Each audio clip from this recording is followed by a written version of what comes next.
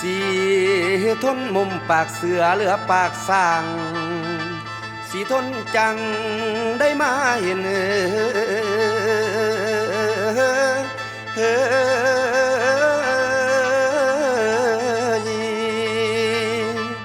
ละเจ้าผู้จันวันเพ็ญมิ่งมโนคลาหน่อยละจนว่าพรสอยหลังเป็นห้อยย้อนน้ำเขียนไก่เงินสารบอนบานเพียงจันกวงว่าดวนมาอินซีบินพันฝ่าวมาส่งหอดผู้เงินข้ามบังเบินผู้ผาป่าพนอมแนวใหม่ลังคืนสีทนให้ขนิ่งไปหอดพ่อแม่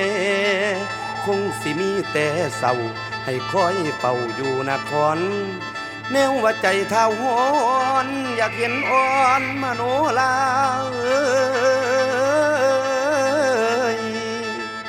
บุพคำนำมาจังดวนหาพนางนองจังดวนหาพนางนอง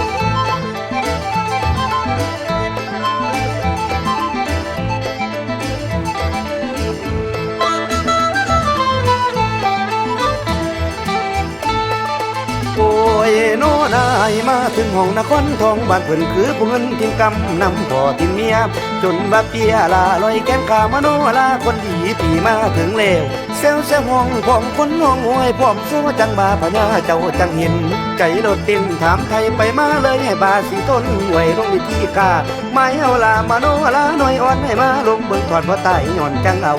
ขอให้เจ้าตนบ่าวสีทนมาทำตามคำเฮาอย่าดนนั้นซาคันเกียงกาคมใครแน่คันสีทนแต่สิจะไปสักประหันว่าทอนั้นเท่ากะเหลาเลยลงเพิ่นเอาหินมาของสำคู่เพียงฟ้า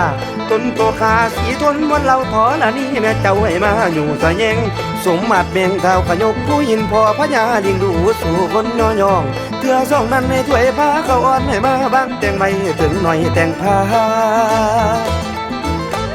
มโนลาอยู่พาเข้าในลองเสียงไทยไปเถิดนาสิโทนข้าวจึงเลยสารบานบนพระอินมาดลช่วยตนเสียงไทยมาเป็นห้ายหลายเท้านี้มาเป็นห้ายหลายเท้านี้พระอินเลยส่งตีนให้บ่าเท่าเชียงไทยบ่เพียไพ่ตนพอพญาไก่เท้ากะลิงและไปส่องไทยไม่แน่นใส่แน่นคองก็นำใส่หินพันกันมาก็จริงบ่มีนางมุนทลายไทยเกิดแล้วผสมนางมโนใหม่พญาไก่เลยมองเพื่อสามน้ำคนสีทนต้องลองอีกครั้งเอามันมาบังให้เจ็ดนางยืนครั้งนี้มันยากสุดฝืนให้เจ็ดนางยืนเพียงนิ้วออกมาแล้วให้สีทนเสียงทายว่านิ้วไหนเป็นของมโนลาข่าวนั้นองค์ยินเทวาเป็นแมลงวันทองมาจับนิ้วของนางเพราะมีของกลางทำมาหลงส่งทางวางใจเจ้ายินท้ามาซอยวางใจเจ้ายินท้ามาซอยก็เลยถ้วยนิ้วน้อยบ่มีเขื่อนเลือนคนเท่ากับพลร้องฤทธิ์ที่หันพญาไก่สำล้านว่ามีเคยกล้าเลยย่อลามโนลายห่วมกระสมความคิดเท่าสิมาเข้ากอมนางบ่อยห่างเป็นเถื่อที่สองนวลละอองน้องนางมิงมโนลายมิงมโนคลาย